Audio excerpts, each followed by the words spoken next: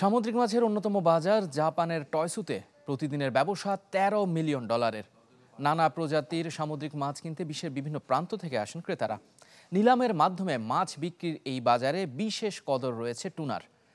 সাম্প্রতিক সময়ে বিশাল আকৃতির এক ব্লু ফিন টুনা মাছ টয়সুতে নিলামে বিক্রি হয়েছে $13 লাখ। শেয়ার বাজারের জন্য যুক্তরাষ্ট্রের ওয়াল স্ট্রিট, আর মাছের জন্য জাপানের টয়সু, যাকে বলা হয় the Wall Street of fish market. পৃথিবীর সবচেয়ে বড় মাছের এই বাজারে কেনাকাটা করতে আসেন বিশ্বের শীর্ষ হোটেল রেস্টুরেন্টের রাঁধুনিরা, যেখানে প্রতিদিন মাছ বিক্রি হয় $13 মিলিয়ন। 1935 সাল থেকে এ বাজারের যাত্রা। 41 সেক্টরের টয়সু মার্কেটে কাজ করে 42,000 মানুষ। প্রতিদিন বিক্রি হয় 500 প্রজাতির 1400 টনের সামুদ্রিক মাছ। তবে এই বাজারে সবচেয়ে নামকরা মাছ টুনা। প্রতিদিন 170টি তাজা ও 830টি হিমায়িত টুনা মাছ বিক্রি হয় এখানে। নিলামের মাধ্যমে বিক্রি হয় টয়সু টুনা।